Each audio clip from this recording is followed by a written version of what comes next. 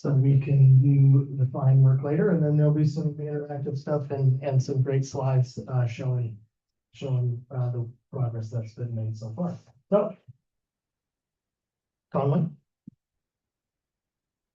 Thank you for the introduction, Pete. Normally I don't need Mike, but probably help for the people online. Thank you again for everybody coming out tonight and spending your evening with us. You know, Noel and I were talking earlier.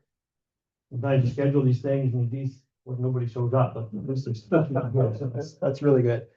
What you're going to see tonight is certainly not done. That's why we're here.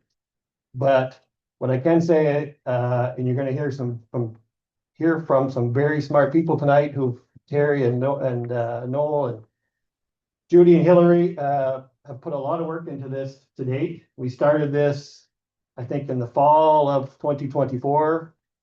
Really got serious about this after the Acadian Economic Summit that Shannon and the folks hosted. Very common theme in that everyone who presented said, but we need housing. Pretty well every presentation followed up with that. We'll do this, but we need somewhere for people to live. We need some land to open up. We need these things. So that's when we really, we were thinking about it, and that's when we really got serious about looking at areas and looking at where we want to develop. We looked at all of our holdings around town. Spent a lot of time out beating bushes and the bugs and the wetlands, and Terry had a great time, but we really felt on the logical place to start here was Dairy Pond. And there's a lot more detail on your tables and a lot more detail that Noel's going to go through and Terry's going to go through, but we presented to town council. We've talked to many stakeholders, some of you in the room that I've got to meet before several times, trail groups, snowmobiles, things like that. I think we can let somebody in. Yep, just touch it. Yep. Or and just before I go, maybe I'll introduce a couple of my colleagues who are in the room from Acadian too, just so we know if you want some direct questions after. So Malcolm's in the back. Hello. And John Stewart, who you may know, is our VP here in Maine of our timberland. So they're in the room. I'll let Terry and Noel and their teams introduce themselves as they come on, and we hope we have some good conversation. Thanks, Conway. All right, everybody hear me okay? We're good. My name's Noel. I am a planning consultant. We're working with Acadian on this project. Here with Judy and Terry and Hillary is over there. So we're going to be working with you all tonight. So thanks for coming out. This is an awesome turnout, by the way. This is awesome. Also, and thanks for dialing in summertime. Really appreciate it. It was like 40 degrees this morning in my house, and now it's like 75. So it's amazing. But I'm on the coast, so it's all the ocean. I love it and hate it at the same time. Anyway, so as Conway said, we've been having some really good discussions with the town over the past year and a half, 2 years. And it's really thinking about, and we've talked with Acadian, we've talked to a bunch of other people in this area. And the theme keeps coming back that we need more area for housing development, potentially. For all the things that are sort of bubbling up under the surface here and ready to kind of pop off in this community. So where can we think about the potential for new development in this area? And that's where we started thinking about Acadian's land buildings and knowing that a lot of the land around the town is all in woodlands. We started thinking about different opportunities and how that could work.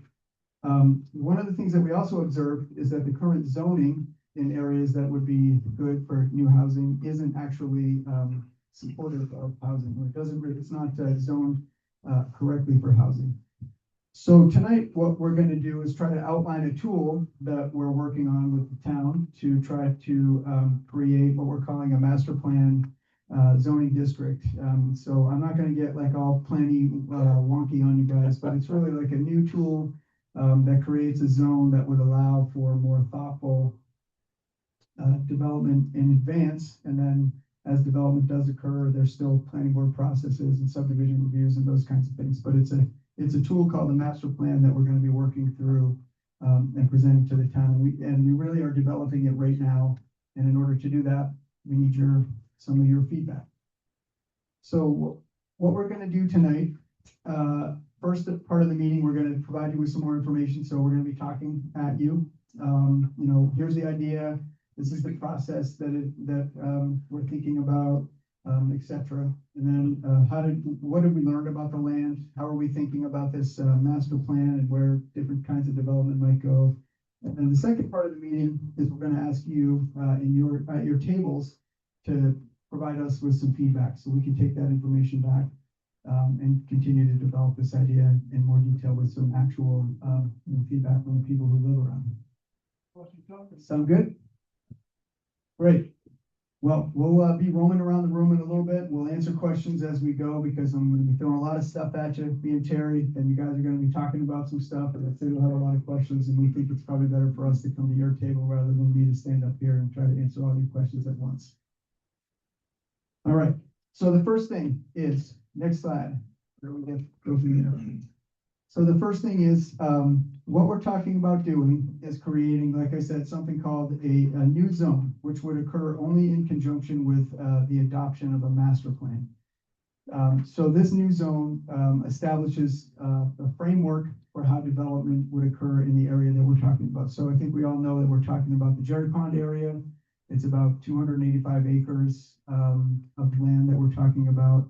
And we're going to try to go through this process of creating this master plan, which becomes part of the zoning record, which helps guide the future development of that area. So this isn't specifically about, this is how many lots that are exactly going to go where. It's the kind of lot, this is the kind of development that we think might be appropriate for this area. And we're going to talk through that a little bit more. So the town council adopts the district and the master plan, and future development in that area has to conform with the master plan. So that's really important. But it also incorporates incremental build out of the area. We're thinking about open space and resource protection. How do we protect Jerry Pond? How do we incorporate recreational activities that are already happening in that area? And it's also more predictable for the community moving forward. So when development happens, you kind of already know the kind of development that's going to happen there, so you won't be, surprised. Next. All right, so key features that we're talking about, creating of the master plan. So when we get into this master plan discussion, the master plan actually lays out a framework for where the primary roads, the road network might go. So how do we connect to the existing road network? Where might that go generally? General land use areas. So we think, this kind of housing might go here, and smaller lots would probably be better over here. And should we mix in some, neighborhood scale, commercial opportunities, those kinds of things. We're going to be thinking about development capacity. So how much development can actually occur in this area? We're thinking about open space and conservation areas. We're thinking about how the infrastructure that's already there, so the water and sewer, electrical, all this stuff sort of ties into this area. We're also contemplating design principles. So what kinds of things do we want to make sure are in place so that, the development that occurs there is consistent with what people in the community are looking for. And then thinking about potential phasing. How is this all going to happen? Probably not all at once. So it really establishes intensity and structure up front, and it does not approve building level design or construction details at this point. We're still very high level. Subdivisions and site plan reviews would still have to happen through the planning board, and then like traffic analysis and those kinds of things. We're starting to think about that up front. So the kinds of uses that we're talking about here will be, single family development, cluster development, townhomes, basically residential development is the big focus of this area.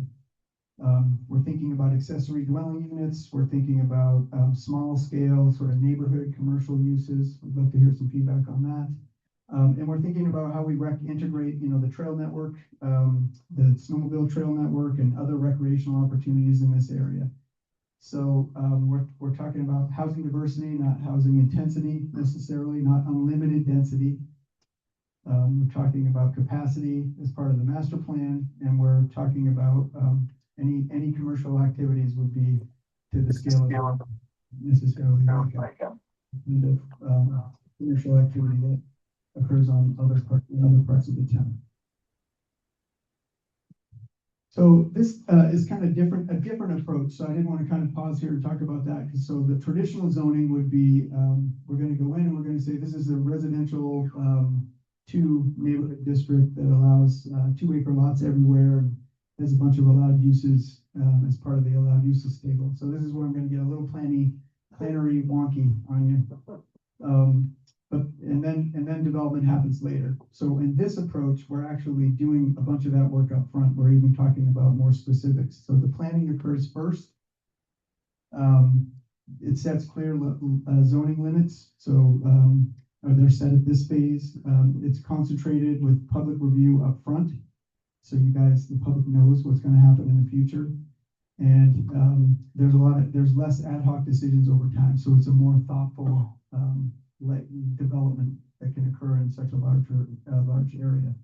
So the goal is not about maximizing development, it's really putting planning before permitting. So we're doing a lot of that up front. And some of the benefits of doing that in our experience is that there's a lot of coordinating that goes on at the beginning of the project. So we can think about the things that are important to Millinocket first, and then put that into the zoning ordinance. And then, for the town, it reduces the long-term administrative burdens that can happen on some of these. Not great audio. It sets clear expectations for developers up front, so the developers know what they're supposed to be doing when they come and do a development in that area. It can align with the big, some of the private and public investments that are happening in this community. And then for the neighborhood scale, early input from the neighborhood and how we think about the master plan. We're thinking about traffic management now as opposed to randomly over the course of time. We're thinking about trail preservation and expansion of the trail network, and we're protecting the natural resources, particularly that area around Jerry Pond. I think Terry is going to talk a little bit more about the details.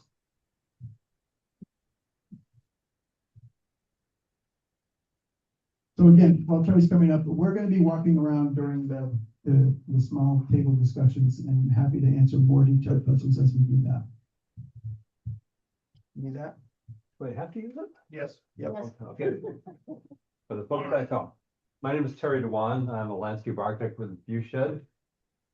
And I'm going to try and walk through in 10 minutes or less an overview of what we're proposing. I was perhaps a little bit disturbed to see the sign plan or housing development. We're not at the development stage right now. This is strictly a planning study at this point. I think Acadian is not planning on building any houses at this point. We're more at the high level here, thinking about what's the best use of this property that we have here? How does it relate to the existing neighborhood? How does it relate to existing zoning and natural resources that we have here? So the first thing we did in looking at this as planners and landscape architects is looking at our current zoning. As Noel said, there's a lot of information from this map here. I won't get into all of this, but there are several different types of development districts within the several hundred acres that we're dealing with. As Noel mentioned, around Jerry Pond, 1,000 feet back, there's a 1,000-foot line that surrounds the pond. That's called the Open Space Resource Protection District. And I think that's important to keep in mind. That, there's a mechanism set up already to respect Jerry Pond, knowing that's one of the major resources that the town of Millinocket has. It's a wonderful park, and that's one of the questions we'll be asking later. How does Jerry Pond as a park, as a recreation resource, fit into the long-range plans for this area? There's also rural development, and this area and the neighborhood surrounding it is in the R2, medium density residential. A little bit of it is down here in the highway commercial. Again, I won't get into a lot of the detail. We can talk about that later if we have more specific questions. But let's go on to the next slide. In looking at any sort of landscape at this level, we typically start by asking, well, what are we dealing with? What are the natural resources? What are the opportunities? But also, what are the constraints? Where should we not develop? Where should we consider to be off limits or have to be treated with a lot of care, knowing that if we go into these areas, we may be facing challenges from DEP or the state or federal government. So one of the first things we did, knowing that the area had a fair amount of wetlands, and I'm sure anybody who have been here know that the area is pocketed with wetlands. We had a wetland scientist go out over several, probably a month or so, looking at wetlands, looking at vernal pools or those temporary bodies of water. Those are all mapped, at least the outlines of these areas. That's this yellowish green area through here. The areas in purple right here are vernal pools. Of course, vernal pools are bodies of water that are present in the springtime and then they evaporate or no longer provide a habitat. Some of them are very special vernal pools. The ones that are purple are considered to be significant wildlife habitats because they have certain types of species that the scientists found when they went out there. So that to us says these are areas that you really need to avoid. In fact, we're showing a buffer around there, and that's going to be a real guiding tool as we think about where housing, roads, et cetera, might be located here. Okay, let's go on to the next one. Just a purple. Okay, Noel mentioned 200 and some odd acres. The total tract of land that Acadian owns, outlined by black here, is 385 acres. It's a very unusually configured piece of property that's bounded by the Bangor and Aroostook Railroad on the north there. There are paper streets that had been incorporated as part of the long-term planning for the neighborhoods down through here. Some of that is owned by Acadian. The school that we're sitting at is right here. Acadian Pride Park is down here. We went to start by the water district. There's a trail here that notes that it's a 0.9 mile trip from the end of Canyon Drive over to the Acadian Pride Park. Golf course is down here. Most of the lots within this neighborhood right here are in the 1/3 to maybe 1/2 acre in size. Some of them are as small as 1/4 of an acre in size. Most of these lots, I understand, are on sewer and water. The water district standpipe is right up in here on top of the near Canyon Drive. One of the more important things about this, though, is how do you get into this property? Well, obviously, New Jersey Street goes down to Dairy Pond Park, so that is one way that could provide access into the property. There are also a number of roads that stop right here along Mass Avenue and Grand Avenue, but it looks like from the maps that we're dealing with that those roads, at least the paper street, extend into our property. That's a point we're going to have you discuss tonight about access between existing neighborhoods and any future development in terms of walking access, vehicular access, or maybe an open space access. Right now, we're looking at the main access down at this point. We'll see that in a moment. Okay, I think that's pretty much everything for this one. Let's go on to the next. This is what we're calling the Dairy Pond Development District map. This provides an overview. This does not provide a lot of detail, but this is the concept in terms of what we're looking at. And there are a number of different types of uses that we're showing here in terms of future land use. We're also showing a future potential road network. We're also showing where existing trails are, at least some of the trails. We know there's more trails that are out there, both walking trails, hiking trails in green here, and the snowmobile trails that are located here and right here. We're not absolutely certain that these are exactly right. We're dealing with a lot of different types of data, different data sources. But as we go through this process and hear more from what you had to say, a lot of this information will be refined. So the sort of things that we've talked about, and Noel has started to mention the sort of uses that may be appropriate for this, deal in different levels of density. Keeping in mind that as we walk this land, we recognize that there's a lot of really steep topography up in here. It's a lot farther away from these areas over here. The property line between the existing neighborhood and the land that we're dealing with here is shown on the map as a straight line. We're not sure that's exactly right. Again, we'd like to have your input as to how or other source of information we may need to enter into. So starting out the southern end here, one of the things that we've talked about in this purple area here is calling multifamily. Now, what does that mean? We're thinking about this as a place that is closest to the highway commercial area. It's close to a church across the street. Multifamily could mean any number of things. It could be apartments, it could be senior citizen homes, it could be condominiums, it could be a little bit denser development that you might find than the existing neighborhood right around here. So that we put that there, knowing that there is a fair amount of land there that could be used to accommodate this level of development. The next area that we'd like to talk about then is this sort of yellowish orangish area here. And we're calling that small lots, single family.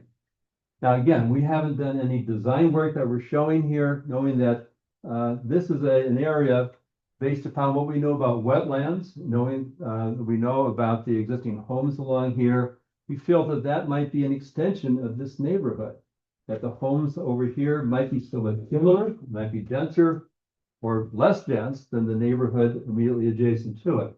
One of the questions that we'll ask, though, is what about the buffer between the neighborhood that exists right now and any new development? We know that it's possible, as we're shown with this white line that runs through here, to have the road that would then provide the access throughout the entire development. But should there be some way of separating old versus new? And again, we'll talk about what that might look like around the roundtable discussion. As I said, some of these lots here are fairly small, quarter of an acre, a third of an acre. Should that be a pattern that's continued in this area here? The assumption is because we have sewer and water, that these lots along here most likely will have sewer and water. There's a lot of wetlands just to the east of it, so the chances of finding suitable sites for on-site disposal is probably fairly limited there. As we go along the access road here, the intersection with New Jersey Street and our main access road then, we're calling Crossroads Mixed Use. Now, I don't know how much traffic goes down to the pond, but we're feeling that at the intersection, that might be a place that might be a potential for a mixed-use development. You know, what does that mean?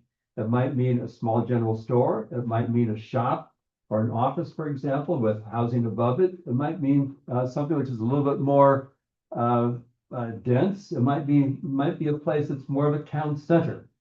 So no, it's just an idea right now that says if we're going to have anything that has a mixture of housing and commercial, that might be the ideal location to put it. It's a fairly small area and it's surrounded by wetlands, as we know, but there's enough land right there, we feel, that it could be an interesting high point for the overall development. As we go along the road here, this blue area we're calling cluster single family homes. Now, again, we don't know what the density might be. These might be a little bit looser. If these are smaller lots, these might be a medium-sized lot. They could be tucked in among the wetlands. There's the road that goes through here. We're showing little spur roads that go off to one side. Those could be the access roads into housing clusters. Again, we don't know at this point how many might be appropriate here, but that seems like a reasonable place to put that type of development. There may even be a place here for what you might call a cottage community or small tiny homes that might be very appealing for people within a certain income or age category. These are probably going to be on sewer and probably going to be on water. As we go up to the top of the hill right here, the largest area, at least from a land use perspective, is what we're calling the large lots single family home development. And again, here's the main road coming up through here. There's another road that loops around to provide access to the back side of it. There are trails that run through there, and those trails could be converted to sidewalks that then parallel the roadway system. What might that look like? Well, we don't know, but we think that there may be views that are possible to get north to the mountains, which might make for a very attractive neighborhood. These are probably going to be a little bit larger lots. Again, don't know what size, but if these lots are say a half acre here, these might be a couple of acres in size. But we're going to be working around existing trails, existing features. We know that, for example, from that earlier slide, there is some vernal pools in through here. At this point, think of these as large bubbles. Within the bubbles, then, there's going to be areas that we set aside for these various types of uses. So the plan is, the other thing which I haven't talked about, of course, is the green area here. And as we think about going through this, we're looking at a number of different types of concepts. One is housing, one is circulation and roadways and trails, and the other is open space. As I mentioned before, there's a 1,000-foot buffer around Jerry Pond. Some of that may have to be adjusted slightly. We're taking away some of it over here. We're adding a lot more over here and around this side over here. The conservation land, again, at this point, it's just an idea what conservation land means in terms of providing access, long-term usability. We don't know at this point just what that might look like or feel like, but we feel that's important in terms of protecting Jerry Pond and providing a network that's going to provide access to open space throughout the entire development. I think that's pretty much all the various types of land use that we're talking about. And next slide, please. Oh, okay, this is Judy's turn. I'm gonna stay here because I gotta run the Okay, slides. this is the fun part. Let's get to do the fun stuff. So we're just gonna do a few little poll questions. So if you want to get your phone out, you can use that QR code on the screen or it's on your table. And it'll bring you to the polling questions. Or you can go to the browser on your phone and type slido.com and then enter in this long number. Give everybody a few minutes.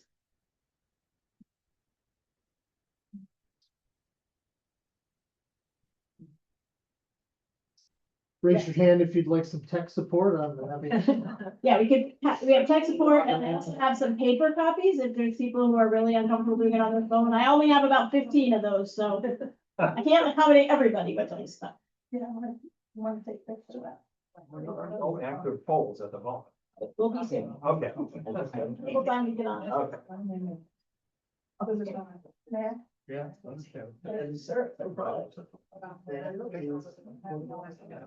It'll be active once I turn to the next slide. Oh, Time to get on so it. you're just, you're in a hole. We're all waiting patiently for this thing. All right, looks like mostly everybody's good to go. Okay, so this is a map I divided into just general areas of town. And it has 1, 2, 3, 4 in the center of town, and then it has 5 and 6 on the outside edges. So the question is, what area of town do you live in? Or do you? We should. You want us to answer these right now in real time? In real time, yep. What area of town do we live in? You can just pick which number matches to your. And you live in 2. I do. And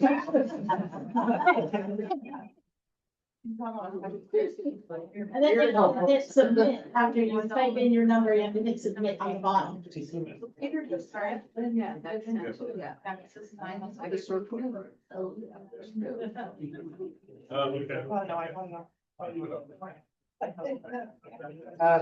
Ryan?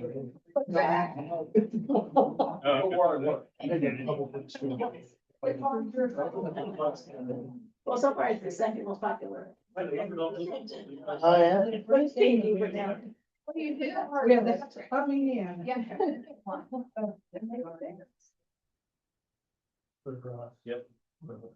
All right, looks like most people have answered. So, looks like most people live in 1. Which makes sense, where we are. All right. Next question. Have you used the trails around Jerry Pond? Your choices are yes, within the last year, yes, more than a year ago, Or no?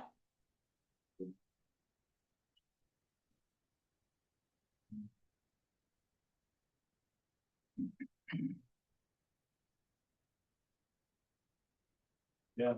I know I see some mountain bikers over here. Pretty overwhelming answer. All right, next question. Is Millinocket needs more housing? So it goes from on the left is a very sad face, I strongly disagree, to all the way on the right is I strongly agree, and you can pick whichever one fits your opinion on that.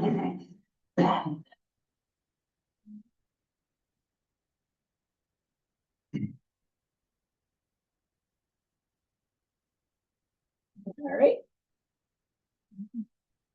Think about the majority of people think that we need more housing to some degree.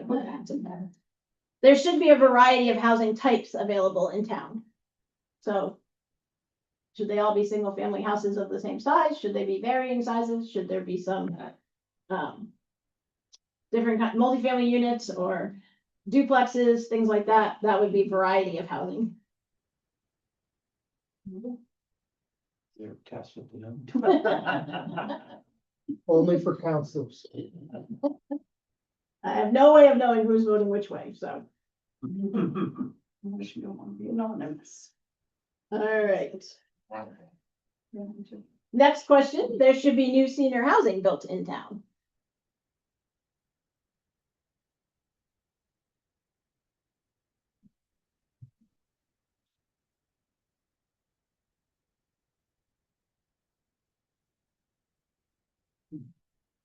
All right. Looks like we pretty much, people think that we should. On behalf of people, think we should. Well, if you add all the ones above the middle and I agree together. So new development should be walkable.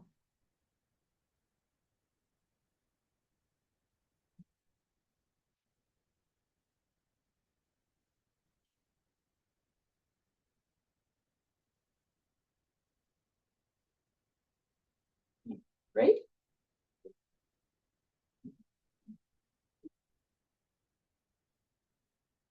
New development should be next to existing communities.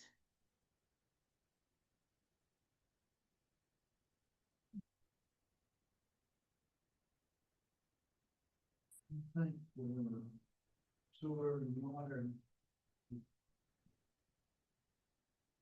Cheap.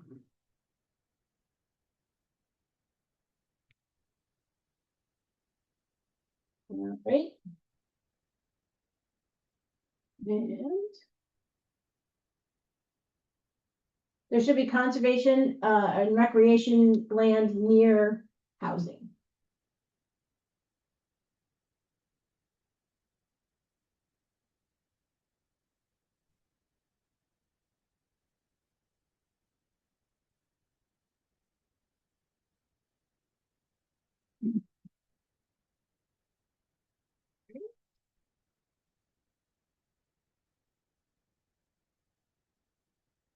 Small scale commercial development should be allowed in neighborhoods.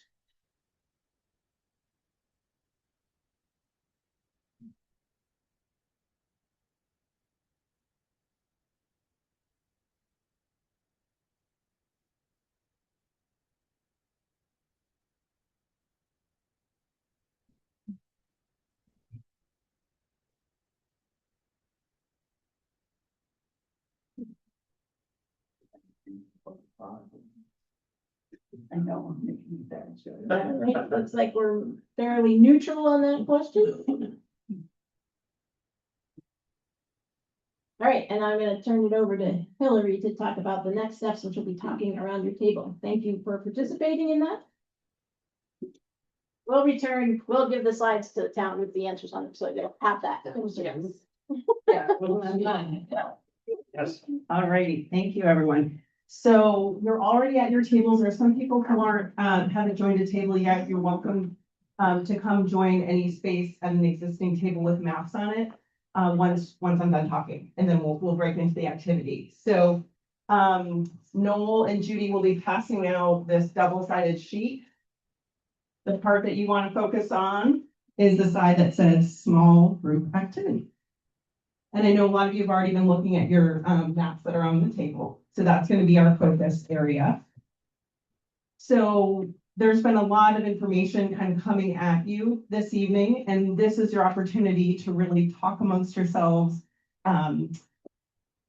Think about what you've heard, ask questions, things that don't quite make sense to you, and really share all the things that you thought as you've heard this information. We would like you to assign one person at your table to take notes. And that they don't have to be exhaustive notes. There's some white paper on the tables. There are also some sticky notes. You're welcome to make the notes right on the sticky notes. And then we'll also ask you to have a spokesperson who will report back on behalf of the group. Doesn't have to be the same person. All right. And so the spokesperson's job, everyone's really excited to get started already. If I could just have your attention. So the spokesperson's job will be to report back on a couple key things, not everything. We want to hear the 3 words that you heard the most often. So maybe that was conservation, maybe that was housing, maybe that was who knows what. Just those 3 individual words that were most commonly heard in your discussion. And then we would like to hear the 2 most interesting ideas that came out of your conversation. And so there are 2 main focuses, and you'll see this on the map itself that you've been looking at. The first item is just to think about everything you've heard so far, that there's a need that's been expressed by the town for new housing, which we've also saw in the polling results earlier. So this kind of initial concept that you were looking at and that you see on your maps is intended to balance the housing, recreation, and conservation opportunities. And as Terry and Noel pointed out, we're still in the very early stages. So we really want to hear your thoughts on this very initial concept. Excuse me. Yes. That's housing, recreation, and Housing, recreation, and conservation opportunities, broadly speaking. So that would be kind of the first thing you can focus on, looking at the maps, thinking in terms of housing, recreation, and conservation opportunities. And the next part of the assignment is written on the map itself, and you'll see there are 4 questions there. So on the upper left of your map, you see the 4 questions. And so you can just indicate your answers on the map itself or in your notes. And pro tip, if you're drawing on the map, use the Sharpies. It'll work better. But you can use your ballpoint pen on your white note paper or on your sticky notes. And we're gonna collect the maps with you draw notes for us on them. We're gonna collect those back up again. So that we can incorporate that information as well as sticky notes or comment cards, anything you leave us. There is space on the sheet we just handed out for you to make notes for yourself. So this page you can take home with you and you can write notes to yourself if there's things you want to remember on there. And also there's some food in the back if you need a little snack before you start your discussions. All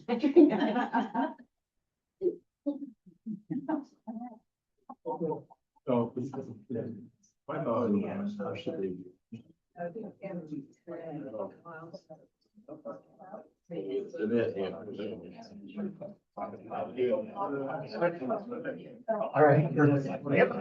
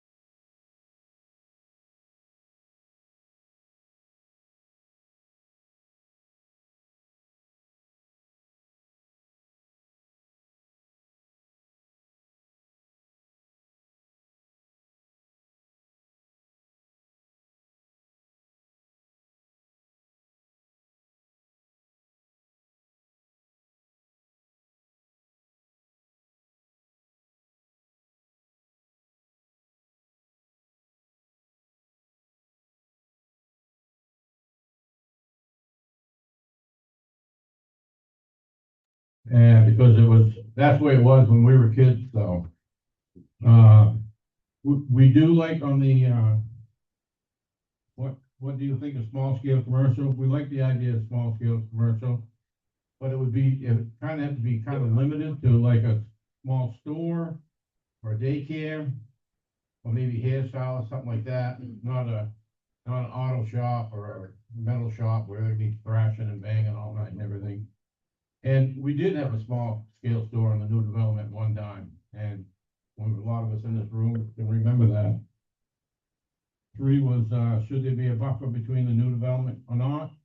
And we said yes, especially where the present homes are, maybe 100, maybe 200, we don't know how much you're gonna lose with it, but definitely a buffer, and also where the new landowners, if they were coming in, would not be able to clear the buffer away to the back end of the people that are living on that avenue. And then, where should there be a connection point and what types of connection between the neighborhoods? We agreed on the Cottage Road one, the Canyon Drive, and Mass Ave. There's several points on here, and some of them that aren't on this map. One of them down by Tommy Foot's house, between Tommy and Cal Weeks, they were planned a long time ago, so. Even with that, yeah, okay. Yeah, so, that's for this table. Who's next? Oh, all right, we've got volunteer. That's the great thing. All right, at our table, our 3 words were protection, sustainability, and conservation. Protection of the natural resource and small town community that we have going on. Our most interesting ideas were, 1, why don't we fix the issues with the updating zoning around town that was mentioned as a barrier for the initial development, rather than creating a new zoning plan in an area that is protected and site of not only vernal pools, but wetland areas. The map that was shown with it was superimposed over this development area covers the entire area. We're wondering about the environmental protections of that and what that would do to this small town area. Especially with increased traffic, road debris, and why isn't the town working to address outdated issues, maybe with zoning or with abandoned areas around town, especially with the mention of commercial use. I don't agree with commercial use in this area. This area is special and needs to be protected, and there's many other areas around town that maybe deserve a different look from a different perspective. Thank you. All right. Hello, here. You should come, chat at the town office sometime. I'd love to talk to you about the things. Our 3 words were buffer, buffer. Did I mention buffer? Being one of the houses that is right against that. And specifically not wanting to lose the wildlife that we have if you're putting in trap and then buffer and then trap. And what happens to all the animals that are around in that woods area.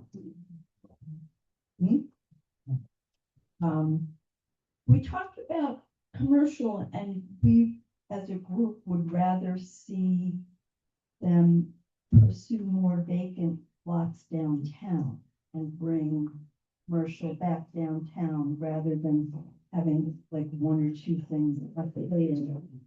And why interfere with the snowmobiles going up and down Jerry Pond as it is right now? And multi-housing would be our priority, because the fear is that if you have a lot more large lots, that you're still gonna not have housing for the people that move into Millinocket that come in for these new jobs. It's gonna be people moving from other parts of the state or out of state that can afford that, which most of the people starting at a new job at $30,000-$40,000 a year can't get. So who are you building those for? It's not for people that you want to come into town and build up the town that way. Another big thing that we had thought of too is some type of tax incentive for people coming in, or how do we get people to, you know, take over those empty buildings or lots? So, you know, come from like that. And Brian would really like not to have cul-de-sacs He wants to rotate those. So when they're flowering.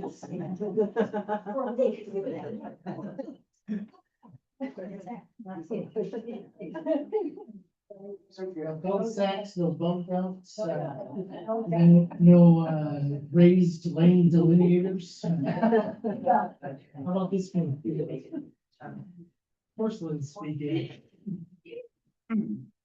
We only have two words. We have recreation and acreage, meaning we want to make sure the lot sizes are comparable.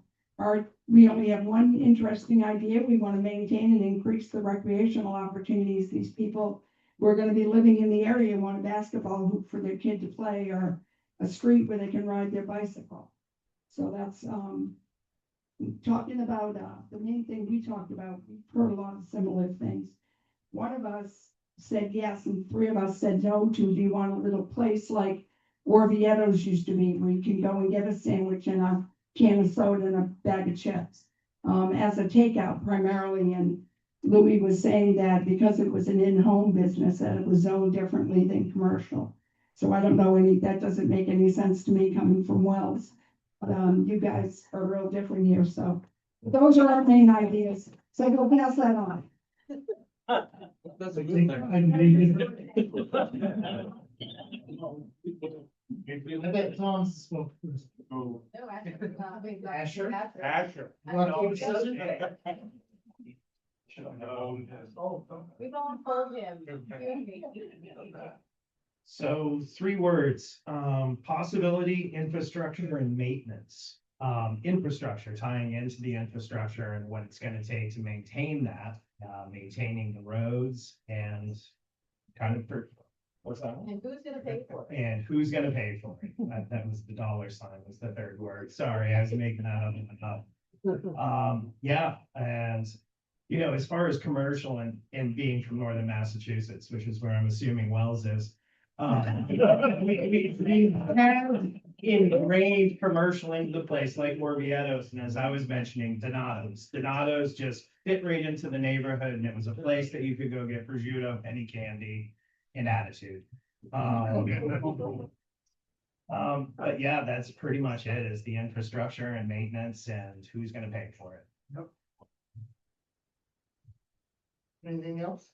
Well, probably, but you know. When I was a little Italy kid growing up, that's what my grandparents were.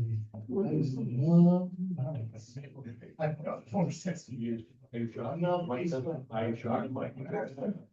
When we talked about, things, one of the things that came up was availability to recreation, accessibility, and community. Those are the 3 words that basically came up. Some of the things that we were concerned about, a few years ago, I say a few years ago now, probably in the early 1920s, 21, 22, or 90s. I am, the town was built around me. But back in, just not too long ago with the council, there was a group that came in and was talking about conserving the area around the backside of Jerry Pond. They were going for an easement and some land in an area backside of Jerry Pond. Where is, before anything else happens, I would like to know where that discussion or that effort ever came, because they came in front of the council, they did a very good presentation. I know, because I just threw the notes away. And how that would pertain to what's gonna happen down in Jerry Pond. We are concerned about water and sewer. $1 million a mile, no matter how you look at it, it's $1 million a mile to put water and sewer in on streets. So the town cannot afford to do that. So either the developers are gonna have to afford to do it, and once the streets are in, good luck with the public works having to take care of all that extra road, plow, maintain, everything else. The tax dollars will help with that, but it's still a concern, and it's something that needs to be addressed. We think about when this is developed, when you start developing this, there needs to be designated routes for heavy machinery. You cannot bring heavy machinery in through the roads that are already existing unless you want to ruin the roads that are already in the development area. So heavy machinery to go ahead and cut, to get the things situated, that's gonna be a big problem. You need to have designated routes. We like the idea of the variable lot sizes. The commercial lot that they had, we thought would be better used as another place like Terre Haute or Crestview. A senior citizen development down near the pond in rural area, rural woods, so seniors can take advantage of being, out, they can go on walking trails, things. It would be a great area for a senior living center down there, which would go along with Crestview and Terre Haute. The other thing about it, whatever is developed, you gotta have walkability. You gotta have sidewalks, you gotta have something else to go along with it. We want to keep the existing recreation that is there, biking, hiking, snowshoeing, kayaking, the interactive trails. All that is currently totally underutilized, but we think it can happen very well. As far as the commercial capacity is concerned, once you open it up to any type of small scale commercial in that area, you open it up to the existing properties that are part of the new development. So who's to say, or who's to stop from somebody opening up and saying, I want to put, a tiny home in my backyard so I can get some extra income in there, and you start having situations much like you have in the Airbnbs now, which is what's created the housing problem to begin with. Yeah, that's a lot on planning board, but yeah, it's part of the situation. Basically, we think it's a great idea, but it needs to be hammered out more thoroughly than the preliminary's been done right now. And I'll let you do that.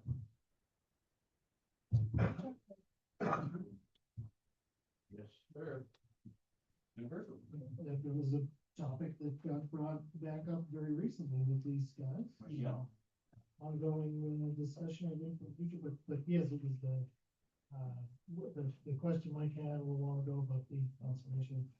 Of course, it was a partnership between the town administration, Upper Sports Institute, and Trust for Public Land, and we were geared towards acquiring a parcel of land from Acadian to a community forest, and this took center stage on that project, but I don't think that conversation has been finalized.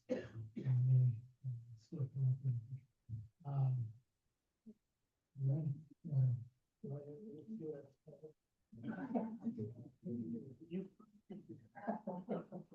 In terms of, our words actually come up before. We have, privacy, buffering, recreation, and affordable housing. In terms of talking about, the buffer, it came up in our discussion that it's really important that people that bought houses on Massachusetts Avenue and on Canyon Drive, bought it because they have the woods behind it and the privacy that was behind it. And that's a really important, consideration, is that we still, have that buffer, and we have, that privacy for those folks that bought, their homes for a reason.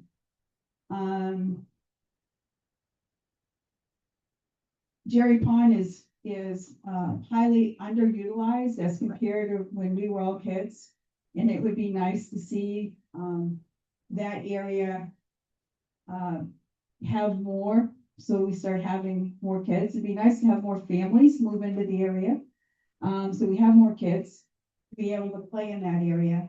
So a community center or recreation area at Jerry Pond with, basketball courts, tennis court, pickleball, a boardwalk to be able, like you said, elderly people to be able to walk in the boardwalk. You go to some other towns like Orono and down your way. There's a lot of down at BZ and Orono, and even in Brewer, they have created boardwalks and river walks. It would be nice to have something like that. The elderly housing, we talked about that as well. Currently, we have Terre Haute and we have Crestview. Those are low income. We have, and I've talked to a lot of people there's a lot of people that are aging in their houses, that their houses are becoming too big for them and too hard to manage. And they have the means to be able, to be in a different location. They don't want to leave town. But we don't have that, type of facility for them, that they could live, but still have, you know, a maintenance man that takes care of, you know, the lawn and the shoveling and all of that kind of thing. And they do have the means, and they don't qualify for Terre Haute or rescue. And we also have over 100 people on our wait list for that facility as well. We talked about no large commercial areas. A convenience store would be nice, and it would be nice right down there by the recreation area, so that people that are snowmobiling or fishing or whatever would have access to, you know, a place to get a sandwich or a snack or something to drink. I think that's pretty much it. I think I covered pretty much all we did. That's great. I think there's one table left, and I'll give this microphone to anyone but Dave. Yeah. Good luck, Mark. I love you, Dave.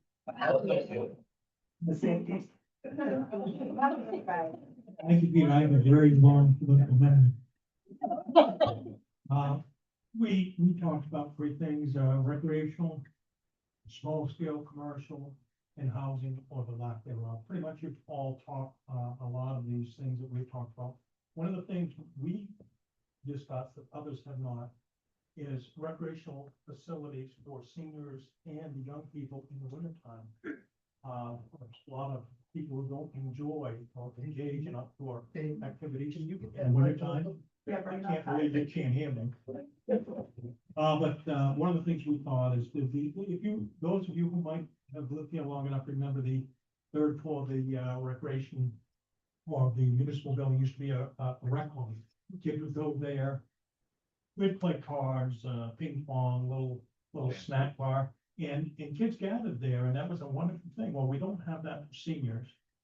We have to bear in mind that seniors have the same needs, recreational chance to get together. It would be a nice opportunity to combine both seniors and younger people in a community recreational facility that incorporates winter consideration as well, summer as well as winter. We did,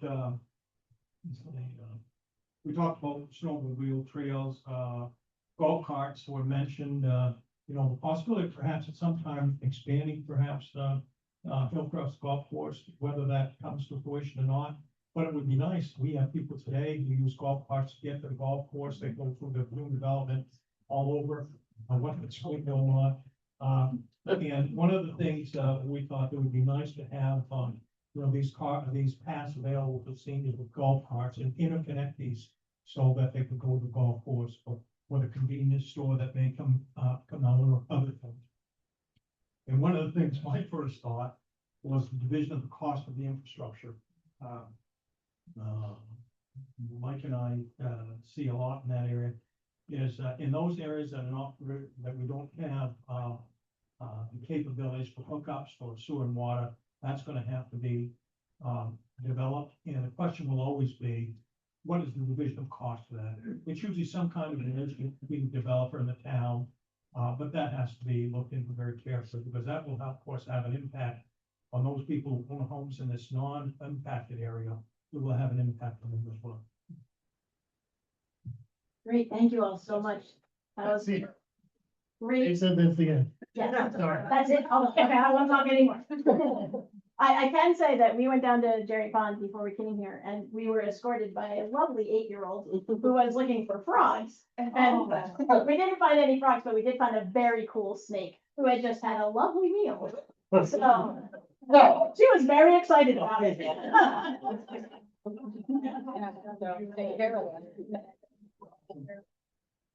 All right, well, thank you so much for coming out tonight. This has been awesome. Really enjoyed hearing everybody's comments and walking around and hearing the stories and conversations at all the tables.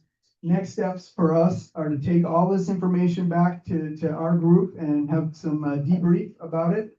And then I think we're going to take the concept that we've been developing and see what we need to do to make some modifications to them. We're gonna be having more communications with the town. We're gonna be, having to develop some more specific zoning language, and getting in front of the planning board. So this will not be the last time that you hear from us for sure.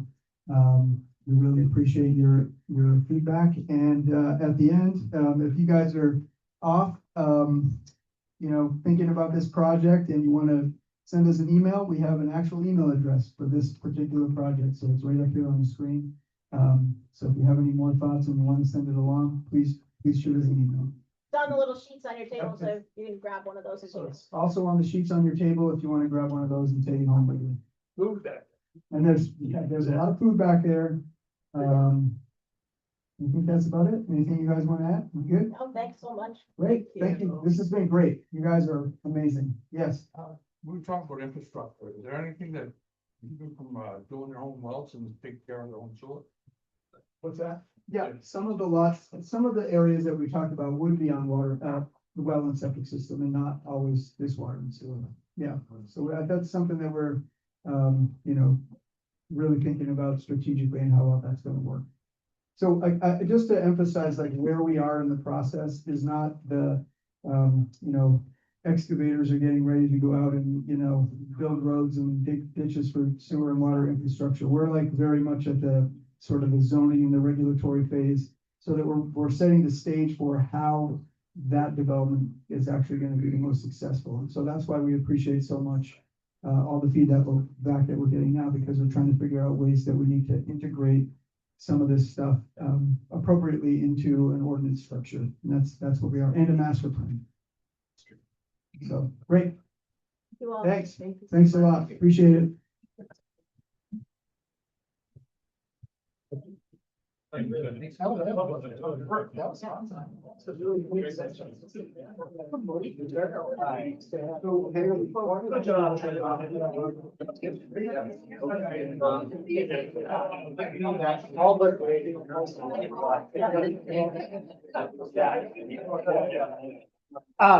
Yeah, so I know.